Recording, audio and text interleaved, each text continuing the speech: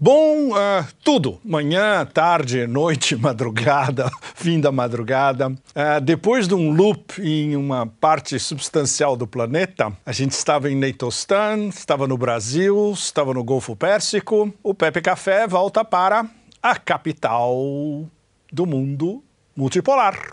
Estamos em Moscou, de volta, depois desse loop. E eu não consigo nem imaginar como contar os últimos 2 meses, porque foi um furacão sem parar. Mas eu vou selecionar 2 temas principais antes do grande tema que vai ser na semana que vem, o Fórum Econômico de St. Petersburg, onde eu estarei, Pepe Café estará lá, vocês vão ter a visão interna de tudo que acontece no Fórum de São Petersburgo, que é um dos fóruns mais importantes do mundo, especialmente nesse ano, o ano da presidência russa dos BRICS.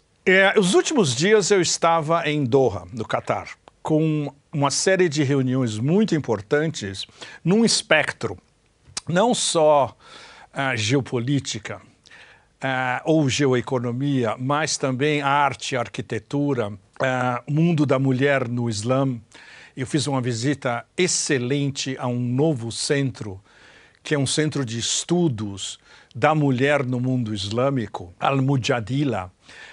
Eu tive uma longa conversa com a diretora, Soheira, uma mulher excepcional, que é também professora em Doha. Tudo isso no meio do campus da Education City, a cidade de educação em Doha, que é um campus universitário, acadêmico, absolutamente extraordinário. Difícil encontrar uma competição não só no sul global, mas também no norte global. Eu revisitei o Museu de Arte Islâmica, que é um dos grandes museus de arte islâmica do mundo, com uma nova diretora, que é Bárbara, que eu tinha conhecido antes em Moscou.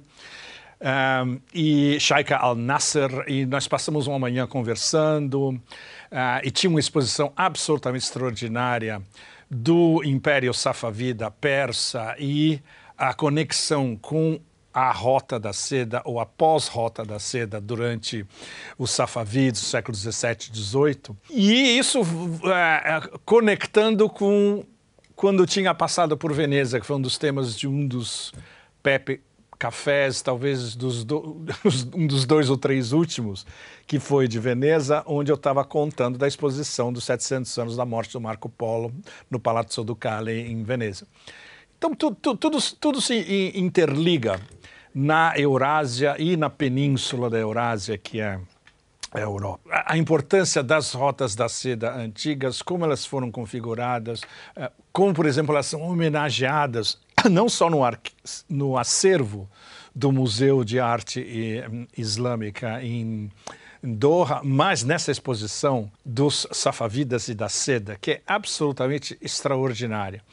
E tem todo esse acervo de objetos e de culturas e de intersecção religiosa, peregrina, mercantil, dos diversos níveis de Rota da Seda. A gente pode usar as Rotas da Seda como uma metáfora da interconexão pela Eurásia inteira. Então foi muito legal essa conexão direta, inclusive, Veneza-Golfo Pérsico. Mas chegando aqui em Moscou, claro, tudo está direcionado a todos esses temas superpostos importantíssimos do ano da presidência russa nos BRICS. Não só a preparação para a cúpula dos BRICS em outubro aqui em Kazan, vai ter uma reunião ministerial dos BRICS importantíssima o mês que vem em Moscou, o Fórum de São Petersburgo, que é no começo da semana que vem, e um assunto extremamente complexo,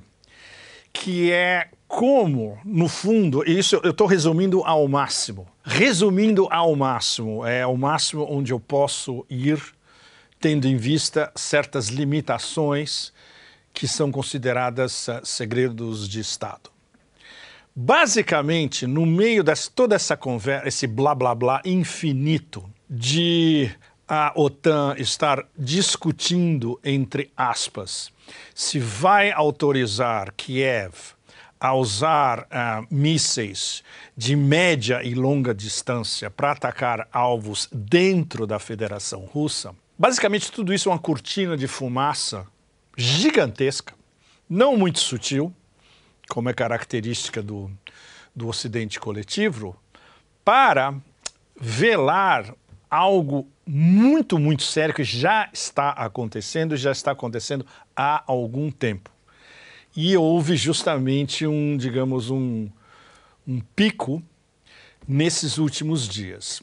A OTAN está usando, e essas armas já estão em Kiev desde o início do ano, são os sistemas de ataques de mísseis de médio alcance, ATACMS em inglês, que foram entregues secretamente para Kiev no começo desse ano já, e depois veio uma segunda leva de mísseis ainda mais potentes e de maior alcance. E com esses mísseis, na verdade, Kiev já está atacando instalações extremamente sensíveis da Federação Russa dentro do território russo. Esse assunto é de uma complexidade e de susceptibilidade extrema.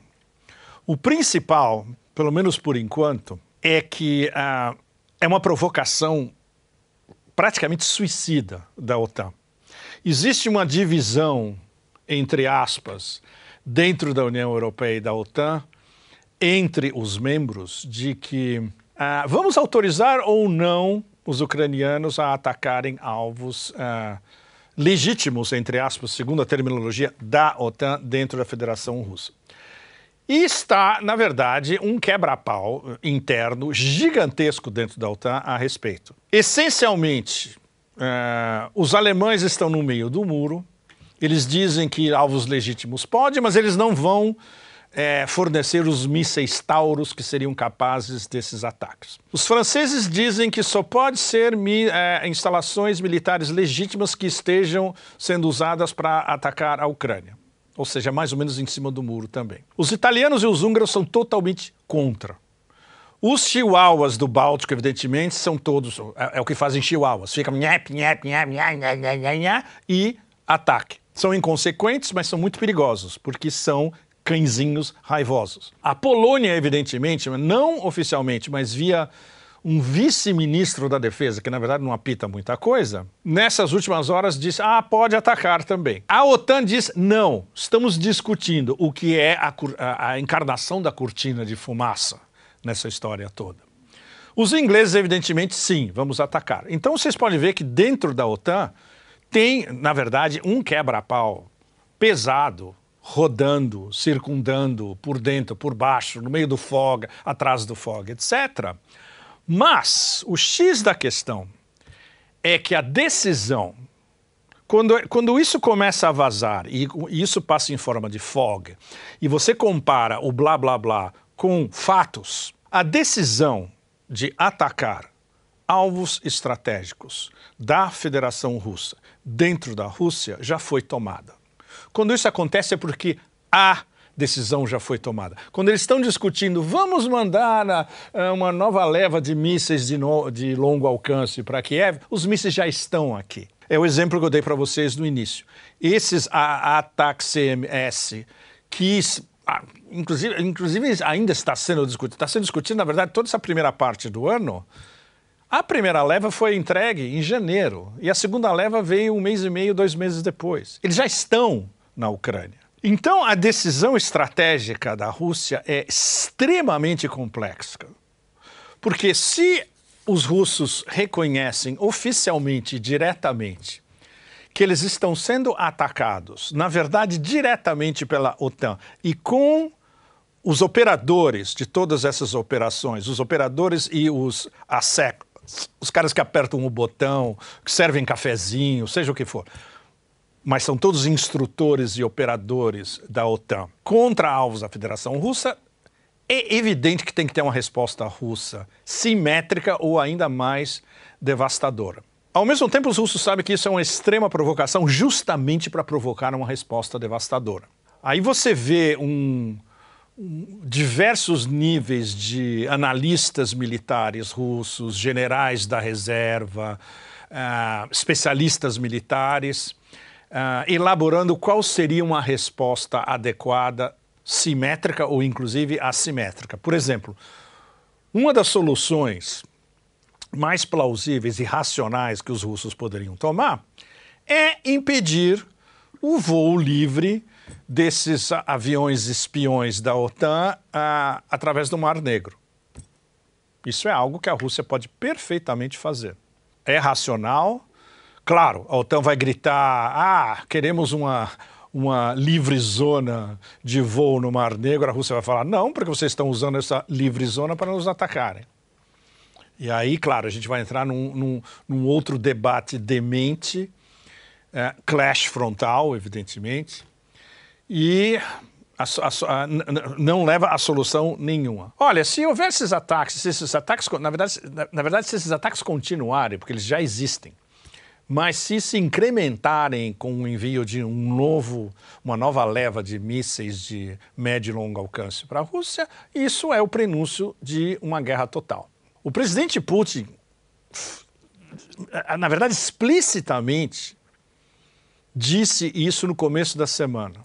Parece que eles, evidentemente nós sabemos perfeitamente quem são eles, estão interessados em um conflito mundial. Eles dizem que estão dispostos a negociar com a Rússia, mas até agora a gente não vê nenhum sinal de que eles estão dispostos a negociar. Esses são os fatos.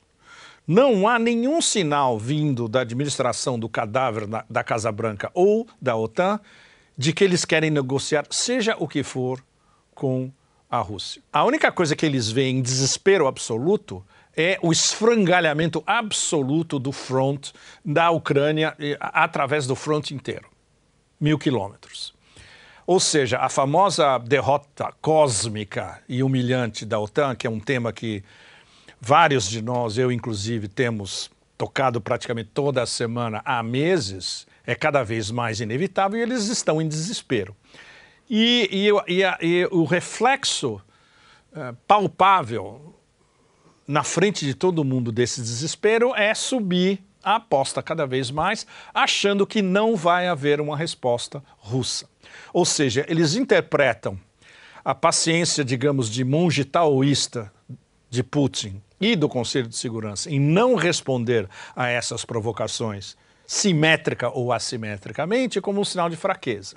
Ou seja, eles não aprenderam a psicologia russa de que o urso pode ser provocado até um certo limite e quando chega a um determinado limite e quando ninguém espera, o russo vai revidar e aí saiam da frente. E eles continuam dobrando, triplicando as apostas, porque eles acham que Putin e a liderança russa está blefando. Com, mais uma vez, paciência taoísta, no início dessa semana, Putin disse, olha, esse é um assunto muito sério, a gente está analisando isso cuidadosamente. E ele coloca no condicional, se houver ataques contra a Federação Russa com essa nova leva de mísseis de médio e longo alcance, vocês sabem que a resposta vai ser inevitável. E eles continuam sem prestar atenção, sem ouvir e dobrando, triplicando as apostas. Ou seja, a situação em que a gente se encontra a cada dia que passa é cada vez mais vulcânica em todos os sentidos.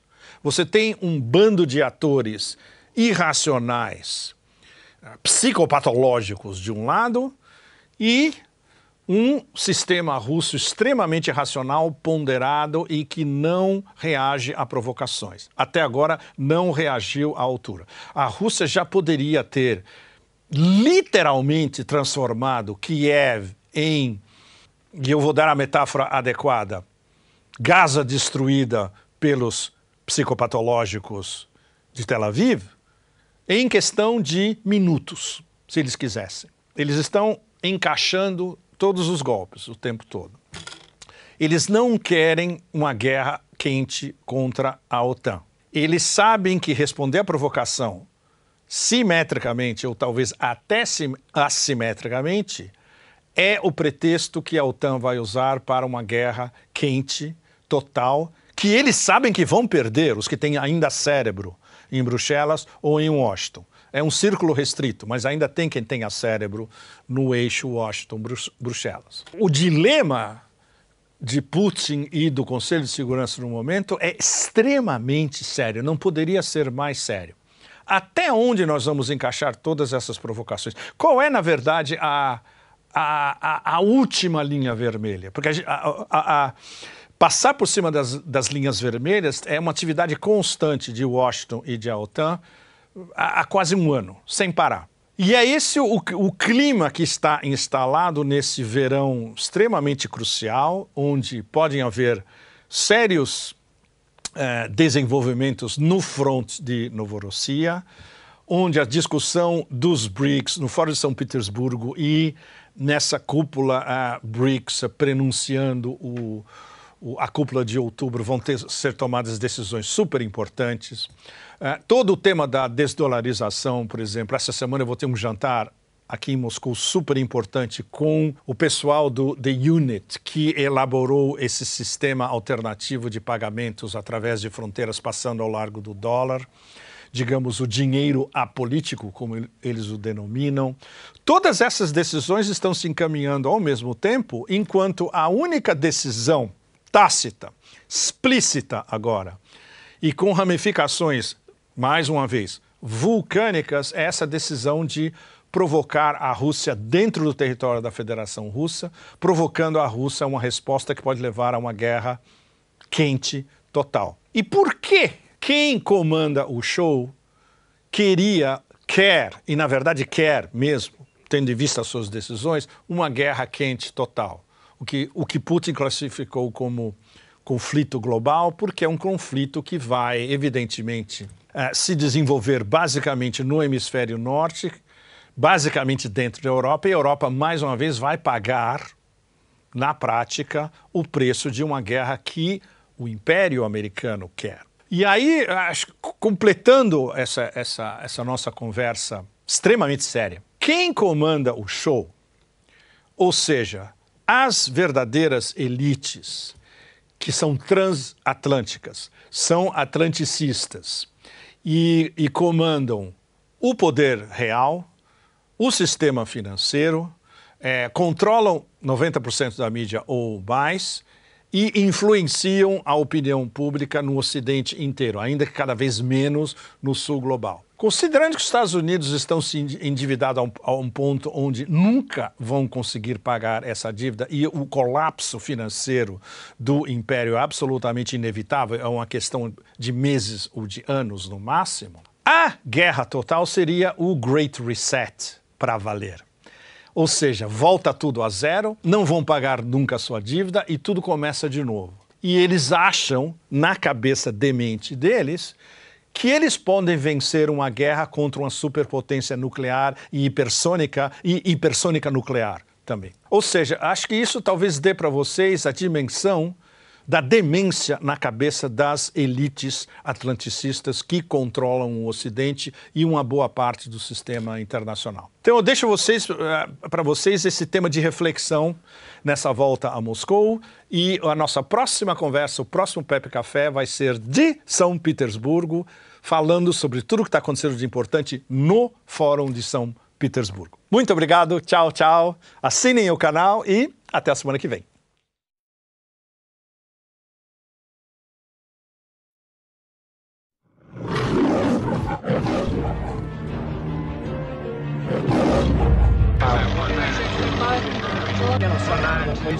General's aboard. Morning, sir. Thank you very much. Morning, everybody. Stand easy, please. How's everybody today?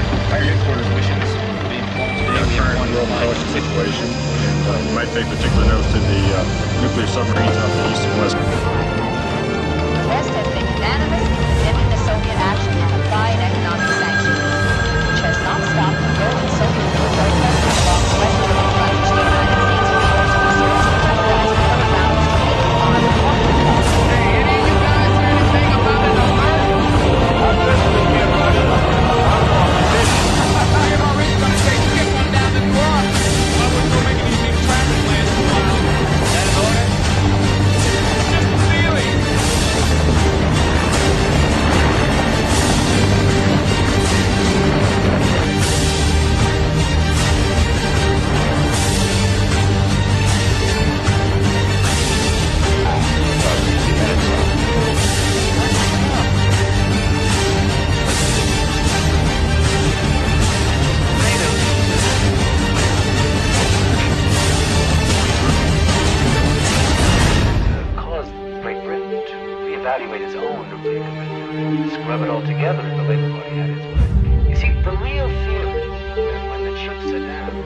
Red light.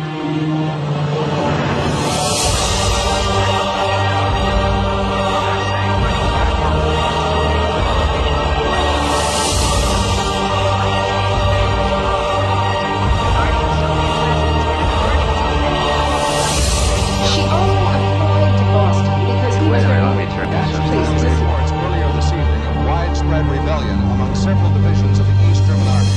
To repeat, East Germany tonight sealed off the borders to West Berlin, closing the 4 principal West German access corridors.